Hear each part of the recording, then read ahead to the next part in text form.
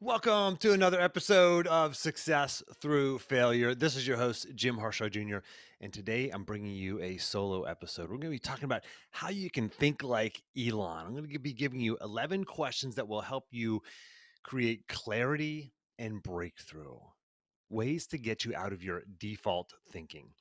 And by the way, I'm looking at myself in my recording right now as I record this, and I've got this earbud in my left ear. So if you ever watch me on YouTube, if you watch, you're maybe watching this episode right now on YouTube, or if you're listening, you can go over to my YouTube channel and check it out. Just go to jimharshawjr.com/YouTube, and I'll just redirect you right there. But I've got my earbud like wrapped up around the back of my ear and in upside down, and I've only got one in because these white earbuds that you get from Apple, like if when you get your iPhone, they don't fit my ears because of my cauliflower ear. So if you're ever wondering like why I have it like wrapped up around the back of my ear and hanging down, that's why. And it only fits in one ear. So there you have it. That's why I wear my earbuds a little bit weird. All right. So before we get into the episode, I just want to remind you about the Pathfinder live event, May 22nd. If you're not a Pathfinder, you've got to become one in order to get access to this event. We're meeting in Princeton, New Jersey, and it's going to be an incredible day full of adventure and fun, personal growth, professional growth, networking with other like-minded people. It's going to be absolutely incredible. My clients, all of you guys should already know about it. If you're not yet a Pathfinder, you can learn how to become one. Just go to jimharshawjr.com/apply and we can have a conversation about how you can become a Pathfinder and what the next steps would be, what your options are, and then you would also get access to that live event. By the way, if you're listening to this on your smartphone, go ahead and snap a screenshot. Tag me on Facebook or tag me on Instagram, tag me on Twitter so that we can continue the conversation over there. I'm going to be sharing with you 11 questions. If any of these questions like really hit home for you, let me know which one. Also, if you have questions that you like to use that you ask yourself or you ask others to help them create breakthroughs or find clarity or just powerful questions, I love those. I'm a question hunter. I have a list of like probably 100 questions, just amazing questions, breakthrough kind of questions. I'm always looking for great questions. I'm giving you only my best ones today. So send those to me. If you have other ideas, if you have other suggestions, let me know. I love to collect those things. And if there's any, like I said, any particular ones here that you really like, make sure to let me know. Lastly, if you want to listen to this on your smart player, just say play Success Through Failure podcast. Tell that to your smart player, and you will hear my voice booming through your smart speaker. All right, so let's dive into this. How do you get to think like somebody like Elon Musk, who gets just insane results with the same 24 hours in the day that you and I have, the same amount of time, and he gets so much done? How do people like him and Steve Jobs and Richard Branson, how do they think and operate at this higher level? How are they getting so much done in the same amount of time? How are they? Most of us I mean, shoot, we're just trying to get through the day, right? Our default for us is wondering whether we can earn enough to retire or get our kids through college or just make it to downstairs so we can get to that first sip of coffee in our mouth and we could get our day started.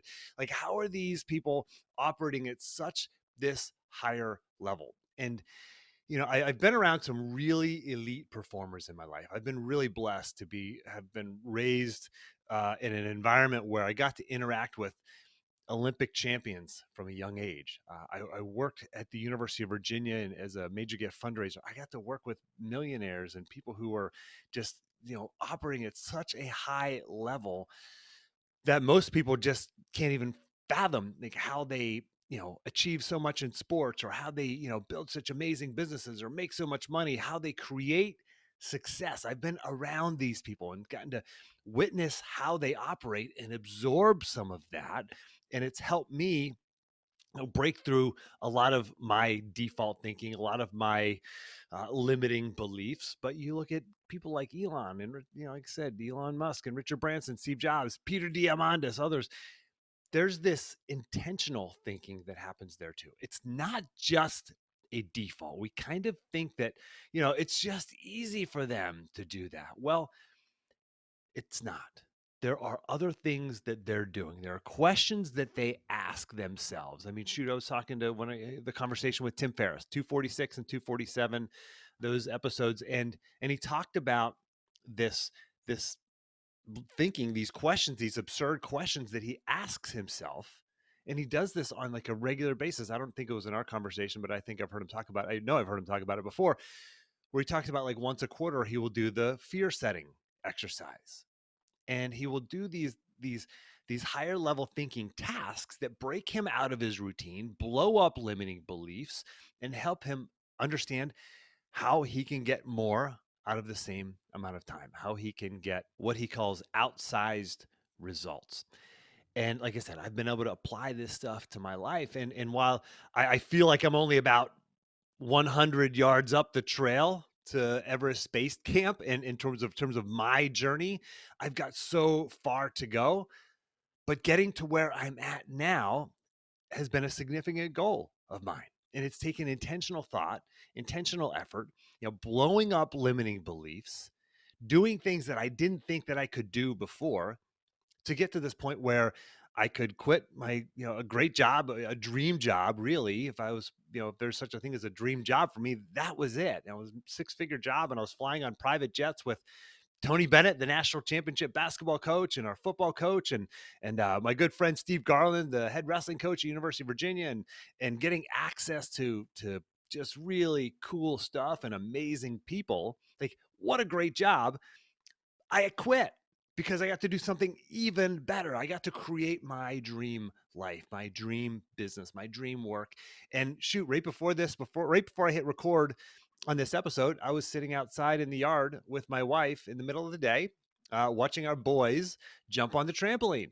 Like, I was just hanging out. It's sunny out, it's warm out, and it was just this time we got to just hang out and chat. Like, I got to create this, and it didn't just happen. It wasn't just kind of, I guess I just kind of operate at my average level, moving through the day, moving through my life, and voila, this amazing life happens. No, like, it took intentional thought, intentional effort. Like, I started, shoot, I was a small town kid. I didn't even have an address. We had a rural route, RD1. That was my address, RD1 Marshall Road. Evans City, there wasn't even a post office in my town when I was a kid. Now it's all blown up and overgrown, and it's suburban sprawl. But I'm like a small town kid, man. I didn't really have a whole lot of hopes and dreams for myself. I never placed at the high school state championships. My life was full of failure and doubt. Really didn't see myself going off to college. And, mom and dad were neither one of them have college degrees. And I was the first person in my family to graduate from college. And, just didn't really see that next level opportunity for myself. I always felt like success was for somebody else. And I was full of self-doubt, just really didn't see much of a future for myself. And then I worked really hard, and I get into the University of Virginia, an amazing school, a number one rated public school in the country, at least when I was there. Now it's like number 2 or number 3. So I think they probably knocked them down a few pegs when I was there. But I get to this great school, and I look around, and everybody's richer than me. Everybody's smarter than me. Everybody's better looking than me. And it just reinforced all of this self-doubt that I had in my head, all of this concept that success was for other people. But this transformation took place during my time at the University of Virginia, where everything changed for me. I get, become a Division I All-American wrestler, 3-time ACC champion. I get 2 degrees, and including a master's degree from this great university. I'm invited to live and train full-time at the Olympic Training Center as an Olympic hopeful. Like, my life transformed there. There were certain things that took place in that environment that I was able to learn from. Again, I got to absorb this learning from these elite performers, not only, people on my team and people who were my coaches, but also people I trained with in the summer, and all these other amazing athletes that were on the teams at the University of Virginia, an amazing athletic department. We just won our 28th national championship in like 8 or 10 different sports. We've won national championships. So I got to like be around these other people who were winning national championships and performing at a high level in their sport, but also academically. And you learn a lot from being in that. And for my clients, you know what this is called? This is called the environment of excellence. And I got to apply that stuff to my life, and I got into the real world, and I won't go down that path with that story because I've told it before, but I had this went on this trajectory of success, but I ended up broken again at another point in my life. I had a failed business, a struggling marriage. I wasn't spending enough time with my kids. I was terribly out of shape, in the worst physical shape of my life, dead up to our eyeballs. And again, I ended in this low point, and I had to dig myself out of this. And it was just all these feelings of failure and self-doubt and successes for other people. All of that came back once again after I had achieved all this success athletically and became the youngest Division 1 head wrestling coach in the country, built a successful business and sold it, and had this success. I end up back at the bottom of the pit. I didn't learn. I'm a slow learner, but whenever I do learn, I finally figured out I can apply this stuff to my life. So I applied this stuff to my life as an athlete. I've applied this stuff to my life in my personal and professional life out here now in the real world. And that's what I want to impart to you today. And I've interviewed all these amazing people in almost 300. Do you believe that? 300 episodes. 300 episodes of this podcast is coming up right around the corner. If you've listened to 300, all 300, my goodness, you've got to let me know. I don't know if anybody's actually listened to all 300. I do know that a lot of people like binge listen whenever they find this podcast. But man, if anybody out there has listened to 300, you've got to let me know. But through all these episodes, I've discovered that, if there's such a thing as a secret to success, it's not doing the thing. It's not doing the thing that these successful people are known for. It's always some version of hitting the pause button, stepping off of the treadmill of life and evaluating, making sure that they're working on the right things, having a strategy in place, having a plan in place. They're not operating at their default. They are stepping back, reflecting. They're not getting stuck. They're not getting stuck in their routines or their habits or their limiting beliefs. They're stepping back, asking questions, and then operating at a higher level. They're doing things like retreats. Or even on the short term, it's like planning their day in advance. How do I win the day today? Like what's important now? WIN, got that from Tom Flick. Tom Flick was back in episode 78, NFL quarterback, elite performer as an athlete, and now he's one of the top business speakers in the world. But how do you win the day? These are the kinds of things that they were using to these kind of people, these elite performers use to operate at the highest level, to break out of their default thinking. And so I've coined the term productive pause. That's what this is. This is a productive pause. It's working with the coach, it's journaling, it's going on a retreat, it's planning your day. And productive pause is this: it's a short period of focused reflection around specific questions that leads to clarity of action and peace of mind. My long-term listeners, I know you are probably saying that right along with me, and my clients as well. Again, productive pause is a short period of focused reflection around specific questions that leads to clarity of action and peace of mind. That's what we're going to give you today: clarity of action and peace of mind. So I mentioned I'm on a mission to track down these absurd questions, these high level thinking questions. So let me know if you have any others. I've gathered these from, Michael Bungay Stanier, who I interviewed back in episode 80, Tom Flick, episode 78. John Doerr, haven't interviewed him yet. Jim Ryan, UVA president, he wrote a book called Wait What? And he talks about these 5 powerful questions. David Finkel, who I interviewed in episode 233. Others questions that I'm going to reveal to you here today, and these other questions that I have sort of on my list of powerful questions. I don't know where I gathered them all, but I listed some of those sources.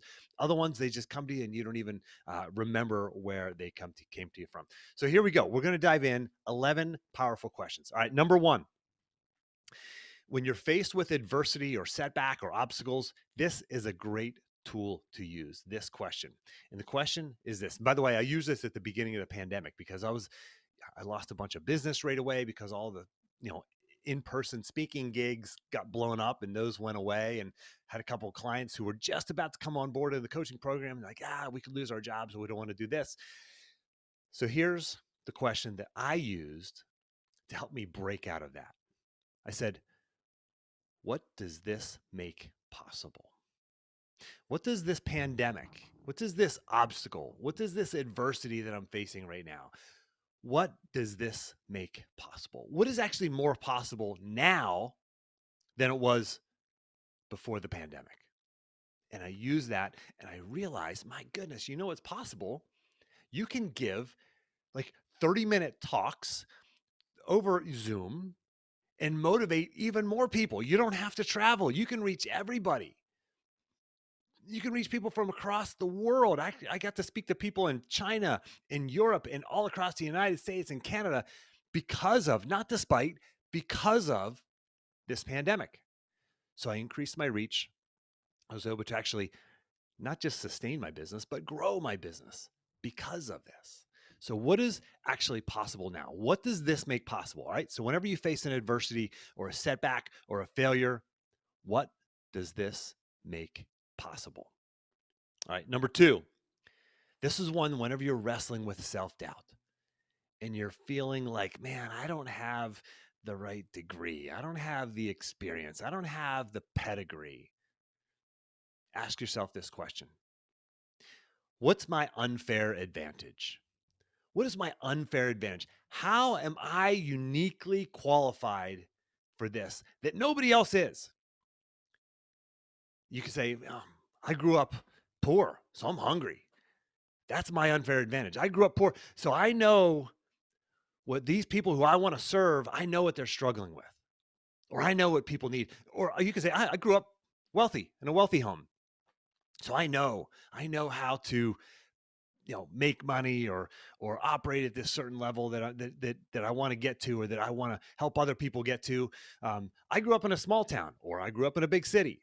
I worked in this industry, or I haven't worked in that industry. Like, those are all unfair advantages. How is it an unfair advantage to not have experience in an industry? Well, because your judgment's not clouded by assumptions. That can be your unfair advantage if you choose it to be. Or you can say, well, woe is me, poor me. I don't have any unfair advantages. Boy, I'm screwed. I can't do this, right? What's your unfair advantage? That's number two. All right, number three, I want you to think about this one whenever you're trying to uncover your fears, when you're trying to figure out what's holding you back. Ask yourself this question. When you feel stuck, when you're not sure why you're not making the progress that you want to make, ask yourself this. What am I afraid of? What am I afraid of? I mean, really go deep here. You probably have to do this, when you're some quiet time, journaling. Like, what am I afraid of? Is it the big phone call? Is it the rejection? Is it the failure? Is it the, what are people going to say? Are you afraid that might be the wrong path to go down? Guess what? You won't know unless you try. What are you afraid of? Another way to say that is simply, what's holding me back? And hint, hint, it's not your boss. It's not your parents. It's not your degree. It's not your lack of experience. What's holding you back? Actually, I came across a powerful question recently, and it was this. And this is kind of one of these breakthrough questions that I stumbled upon, and I captured this one. It's not one of the questions I was going to share with you today, but here's sort of a bonus question, if you will. How has my childhood perfectly prepared me? How has my childhood perfectly prepared me? Right? So many folks believe that their childhood is holding them back. How has it perfectly prepared you? How are you uniquely qualified? All right. So that's kind of a bonus question. But here's one thing that I hate when I hear this. People get frustrated. I've heard this so many times over the years. They can't get a job, especially younger folks. Like, they can't get this job because they need experience to get that job, but they can't get the experience without getting the job. Well, guess what? That's not an excuse. Like, you can't use that as an excuse, because guess what? They're going to go hire somebody who did. So go find a way, because somebody else who's going to get hired for that job, they found a way to get experience in that industry. The same industry that you're complaining you can't get. And I'm not talking to you, because I don't think my listeners are thinking this way. You're thinking the right way, but I know that you know people like this. Hey, they're complaining that they can't get the job because they don't have the experience, and you have to have the experience to get the job. Find a way, volunteer, intern, whatever you've got to do, find a way. Find a way. All right, that's number 3. Number 4, this one's going to help you identify limiting beliefs, beliefs that are holding you back. This is a great question. What would you need to believe in order to achieve your dreams? What would you need to believe in order to achieve your dreams? And then here's the follow-up question. How's that different from what you believe now? How's it different from what you believe right now? Like, what has to change in your thinking process? What do you have to do differently? What do you have to think differently? And then go to work on your mindset. If you go back to episode 259, I give you 9 weird mindset hacks that you can use to work on your mindset, to change your beliefs about where you're at, about what's possible right now. All right. Okay. So that's number 4. Number 5. This is when you want to identify like routines or habits or default thinking that you feel might be holding you back. You don't even probably know about this, to be honest. It's like the water that you swim in. Like you don't even realize that you're swimming in this kind of like fish don't know they're swimming in water, right? Saltwater fish don't know there's such a thing called freshwater, right? Freshwater fish don't know that there's something called saltwater. They just don't know. They don't know the water that they're swimming in. It's the same with you and me. We don't realize our habits and our default thinking unless we step back and ask ourselves a powerful, productive pause question. It's going to help us get outside of ourselves. That's what working with a coach does. That's what journaling can do for you. Let me give you an example of how I did this. Like this is several years ago. It's really early on in my business, and I heard an interview with Ramit Sethi, who he has a website. If you get this, it's actually called "I Will Teach You to Be Rich." He's great. It sounds like a corny website, but he talks about like starting to make decisions based on what the next level of yourself is going to be making decisions based on, right? Not this version of yourself, but that next version. And for me, I remember actually hearing that interview and then buying Calendly, which is they're signing up for the paid version of Calendly, which is just a scheduling tool. If you've ever scheduled a call with me, if you schedule the free clarity call with me, any of my clients, you've used the Calendly tool, and it gives you access to my calendar, and you can book a time on my calendar, and there are certain times that are available or not available, and you can customize all that. It just saves the back and forth in email. It just saves a lot of that, saves your inbox, saves time. And I was like, you know what? Invest in it. It's a couple of $100. Like, what's the big deal here? Like, start making those decisions to invest in your business, invest in yourself. And it was a small purchase, but it was a big mindset shift for me. So here's the question. What is the next version of myself doing? What is the next version of myself doing? Think about that next level of you. There's another level of you that you're going to get to. Let's get there now. Let's fast forward it. What is that person doing? What decisions are they making? How are they operating differently right now in this very moment than you? Here's another version of that question. How would I be acting if I actually believed that I could do it? How would I be acting if I actually believed in it? If I actually believed in myself, what would I be doing? What would I be doing differently? Would I have woken up earlier this morning? Would I have worked out? Would I be eating the food that you're eating right now? What's the default of that next level of you? A couple other versions of that. What would Elon Musk do, right? What would Jesus do? Not putting them on the same level by any stretch, Jesus is the one who I follow, but what would this other person do? I remember reading years ago in a sports psychology journal early on in my coaching career. Actually, no, I was still competing, come to think of it, because I got this when I was at the Olympic Training Center. I had trained there a few times, and I got to read. There was an article um, that I got my hands on through one of the coaches handed out this article, but it talked about athlete, a sports psychology technique where you actually take on the persona of some superstar athlete. right? When you're at practice, this will help you kind of break out of a mold, break out of a slump. You take on the persona of somebody else. For me, I remember it was John Smith. John Smith is a multiple time world and Olympic champion, arguably the greatest, probably not even arguably the greatest wrestler in international wrestler in the United States history. I think he won 6 straight world level gold medals, multiple Olympic golds and then the world championships in between those. And he had this amazing low single. For the wrestling people out there, you know what I'm talking about. But I'd be really good at my low single whenever I took on the John Smith persona. And I would do that. And it just shifts you out of your thinking, puts you into a different mold of thinking. So ask yourself, what would Elon Musk do? What would Dan Gable do? What would Jesus do? Like, get outside of yourself and use these and obviously in different situations in your life. You can also simply ask, who has already solved this problem? Can I go have coffee with them or watch a YouTube video of them or read their book? But back to that main question of question number 5 is, what is the next level, the next version of myself doing?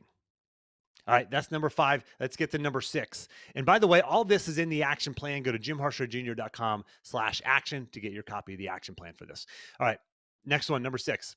This is just another simple breakthrough question. Don't underestimate. I say simple, don't underestimate. This is powerful. And I'm giving you only the most powerful ones. All right, here's one. Ready? What's the one thing that, had you been doing it consistently for the past year, would have most positively impacted where you're at today? What's the one thing that, had you been doing it consistently over the past year, would have most positively impacted where you are right now in your life? This might be in your business, this might be in finances, this might be in your health and fitness, this might be in your relationships. What's the one thing? And guess what? The answer to that was probably what you should start doing today. Yeah, it might suck, it might be hard, but you need to start doing that today. All right, so that's number 6. Let me give you another breakthrough question for number 7. I got this from, again, Michael Bungay Stanier, episode 80, way back. I don't even think a podcast, that was called Wrestling with Greatness, I think, back then. So totally different name of the podcast, but a little different intro you'll hear in that episode if you go back and listen to this one. But he's a business coach, essentially. He's a management consultant. And check this out. So here's a question. You ask, what's the challenge? Okay, what's the challenge? And you get a surface level answer. Then you ask the next level of this question. What's the real challenge? Like, you go, okay, well, there's the challenge here, and then there's the real challenge. It goes a level deeper. Now, here's the third level. What's the real challenge here for you? That goes a level deeper. That cuts pretty deep. All right, let me give you an example of how that might work. Let's say you work in sales. That's just an easy kind of performance-based job that we can talk about. Okay, what's the challenge? Well, the challenge is, selling is hard in this economy, in this environment. The industry's changed, the world's changed, whatever, right? Selling is hard. That's the challenge. Struggling with it. Okay. Well, what's the real challenge? Well, the real challenge is I can't seem to make enough sales to earn the kind of living that I want to earn. Okay. What's the real challenge here for you? Okay. Well, if you ask it that way, I can't seem to stay focused. I'm supposed to make 25 outbound calls a day, but I'm only making 10. Okay, so now we have something that's actionable, right? We've broken that challenge down from the challenge to the real challenge here for you. Now this is actionable. Now we have something to work with. This will break you out of your mold, out of the thinking, the default thinking that you've been operating by. It's not just that selling's hard in this economy and this external thing. It's actually, whoa, hold on. Like, I can do work on myself and fix this. Right? It's actionable. All right. That's number 7. Let's move on to number 8. You probably find yourself bogged down in minutia, the little stuff, the email, the useless meetings. And some meetings are good and helpful. Other ones are just time killers, right? Here's a great question to help you break out of the minutia and start working on your highest value work, your absolute highest value work. Here's the question. What if I could only work 2 hours per week? What if I could only work 2 hours per week? This is a great Tim Ferriss question. Here's how I like to ask it, because I think some people struggle with the 2 hours per week. What if you could only work 1 hour per day? What would you do? 1 hour per day. It's 5 hours a week. What would you do? How would you spend your time? Right? There are a lot of things you would have to say no to. But guess what? The things you say yes to would be high value stuff. How can you begin to operate at that level? You're probably going to have to delegate or delete or delay some stuff. You're going to have to push some stuff aside, right? You can't just do everything. And you're going to have to maybe put some systems in place. You might have to hire an assistant. I've got several amazing assistants who work for me. Paulin and Kunjan are listening to this right now. I got Zenar. Like, I've got people who help me, and we share the work. We share the load. Like, we create systems, and then somebody else does those systems. Like, what are the systems you can create so you can work on your highest value work? All right. That's number 8. Number 9. Here's another question about rising above the minutia. This is simple. Listen, I'm not telling you I created all these. Here's one. You ready? Pareto principle. What's the 80-20? What's the 20% of your efforts that are giving you 80% of your results? Focus on the top 20% of the work that you do. Now, if you want to go a couple levels deeper, go listen to episode 233 with business coach David Finkel. He talks about this. He said, if you take the top 20%, what if you take the 20% of the 20%? Then that gives you 80% of the 80%, right?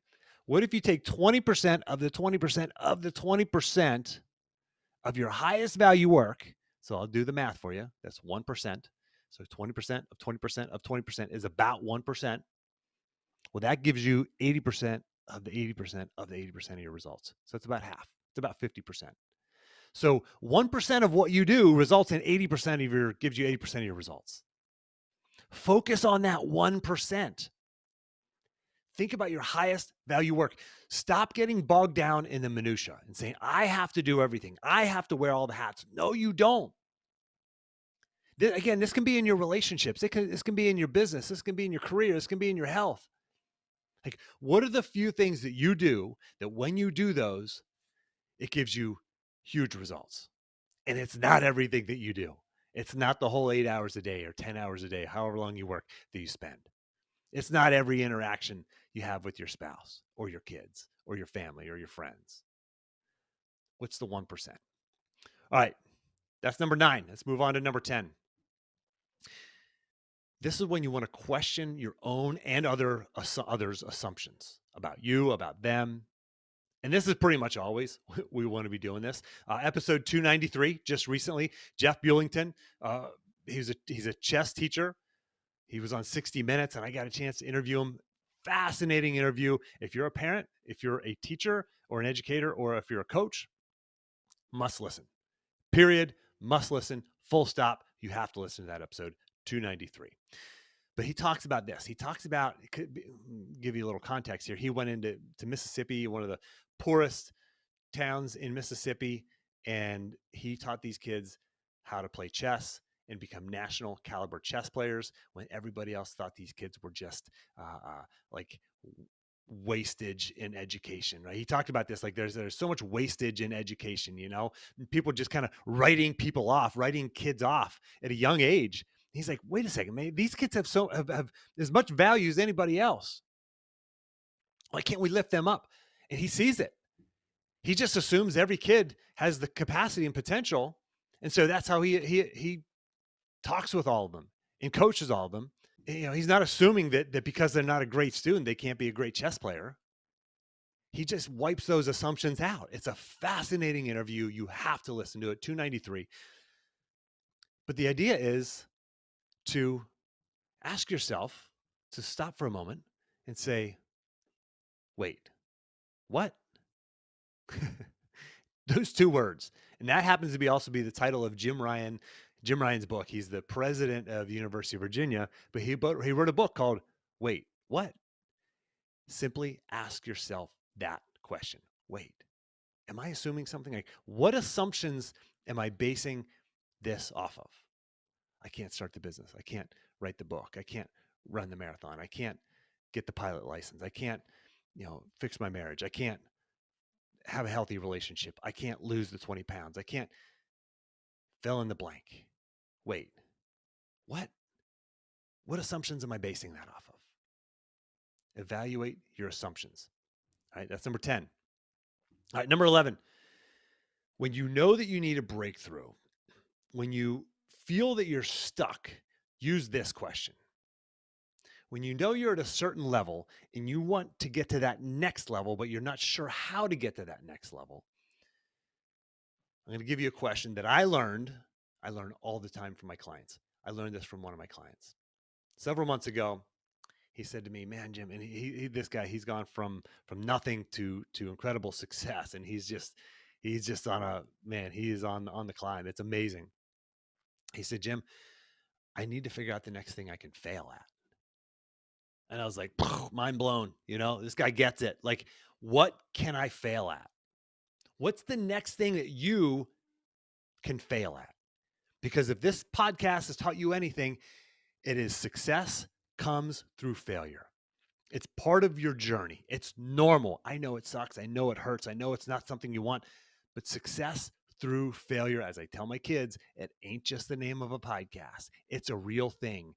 You will be smarter. You will be wiser. You will be more educated. You'll be more prepared when you go out and fail. When you go look for something that, I'm going to go for this. I'm going to try something. And you know what? It's okay if I fail. I'm not saying you want to go out and deliberately crash your car into a tree, right? I'm saying go try something that, you're afraid of doing it. And failure is a very real possibility, and go try it. Go do it, because you will learn. Jaden Cox, who I interviewed way back in episode 176, he's a world champion wrestler. And he said, when I learned that failure actually was an option, I began to compete at my highest level. And that's totally paraphrased, but he talked about, he realized that failure actually is an option. Guess what? Failure is an option. Go figure. World champion, NCAA champion. All right. These are 11 questions that will help you break through. Download the action plan. Go to jimharshawjr.com/action and get your copy of the PDF of all these questions. Screenshot this episode right now. Post it on Twitter, post it on Instagram, tag me. Let me know if you liked it. Let me know what number question you like the most, or the actual text of the question. Let me know if you've got another question that you like even more. Share this with a friend. Tell them to go to episode 296 and check out this episode. Share this, post it on social media, post it, send a text to somebody. All right. If you like these solo episodes, go to jimharshawjr.com/solo. That's where you can find every single solo episode that I've ever recorded. If you want to filter out the interviews, just go to the solo episodes. You can find them all listed right there, and you can play them all. Actually, you can play them all at the same time if you want. Just listen to all the episodes. Last thing, if you enjoyed this, could you please give me a rating and a review? Ratings and reviews really help the podcast grow. I appreciate your time. I appreciate your energy. I appreciate you listening. Thank you. If you like this video, hit the like button below. But also, what was helpful? What wasn't helpful? What questions do you have? I'll reply to every comment below. And if you actually want to get all of the notes, all of the quotes, all of the links, all of the action items from this entire episode, go to jimharshawjr.com/action and you can download the free PDF action plan. It'll give you all the notes, quotes, links, everything from the entire episode. You'll also get access to all of the action plans from all of my episodes of the Success Through Failure podcast. And if you want to learn how you can actually apply this learning to your life, figure out how you can start getting results now, you can actually sign up for a free one-time coaching call with me. Just go to jimharshawjr.com/apply. That's jimharshawjr.com/apply. It's a very quick, short application process. Find a time on my calendar, fill out the questionnaire, and you and I will have a conversation about how you can start getting results in your life by applying what you've learned. I look forward to talking to you.